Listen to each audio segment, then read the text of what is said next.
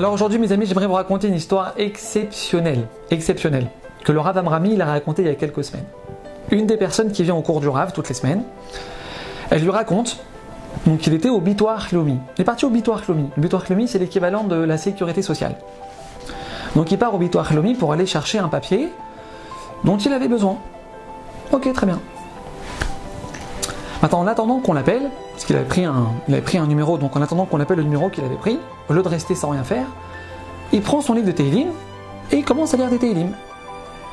Maintenant, lui, il ne se rend pas compte, mais en fait, il est en train de lire, mais un peu à voix haute. Il lit à voix haute. Et là, la personne qui est à côté de lui, au bout de quelques minutes, devant tout le monde, elle commence à lui hurler dessus. Mais tu veux pas t'arrêter avec tes Tehillim, toi, tu nous as pris la tête, ça suffit, stop! Devant des dizaines de personnes. Maintenant, lui, il est choqué. Il vient pour lui répondre, et à la dernière seconde, il se retient. Il lui dit pas un mot. Il n'y a pas un mot qui sort de sa bouche. Enfin, il sort du Bitoire Hlomi, et il part acheter, écoutez bien, il part acheter une pita falafel avec une canette de coca. Et là, il attend que la personne qui lui a hurlé dessus devant tout le monde, il attend qu'elle sorte de l'immeuble. Et donc au bout de quelques minutes, la personne elle sort de l'immeuble et il s'approche d'elle. Donc avec le falafel et la canette de coca. Et il lui donne la pita et la canette. Alors la personne elle le regarde et lui dit mais dis-moi tu te moques de moi là? Là t'es en train de te moquer de moi en fait. Alors il lui dit mais pas du tout. Je me moque pas de toi. Tout à l'heure j'ai fait quelque chose qui t'a dérangé. Alors maintenant j'aimerais m'excuser en fait, c'est tout. Tiens, c'est à toi. Et là, à cet instant, elle raconte au Rav, qu'à cet instant, elle décide de parler avec Hachem. Elle lui dit, s'il te plaît, Hachem, s'il te plaît, mon fils, il ne me parle pas depuis des années.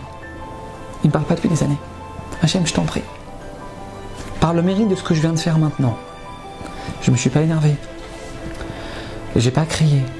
Je ne me suis pas vengé. J'ai même été lui demander pardon. Alors que c'est lui qui est en tort. Hachem, s'il te plaît, prends ce mérite et fais que mon fils, il revienne vers moi. Mes amis, 1h30 après avoir offert ce falafel à cette personne, 1h30 après avoir fait quelque chose de pratiquement impossible à faire, son téléphone sonne. C'est son fils qui l'appelle. Papa, j'aimerais m'asseoir avec toi pour discuter. Est-ce qu'on peut se voir s'il te plaît? Mes amis, on ne se rend pas compte du potentiel de délivrance qui se cache derrière ce genre de situation. Mes amis, on ne se rend pas compte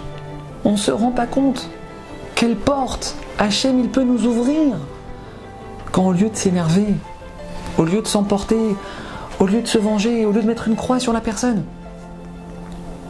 on choisit de pardonner. À bientôt.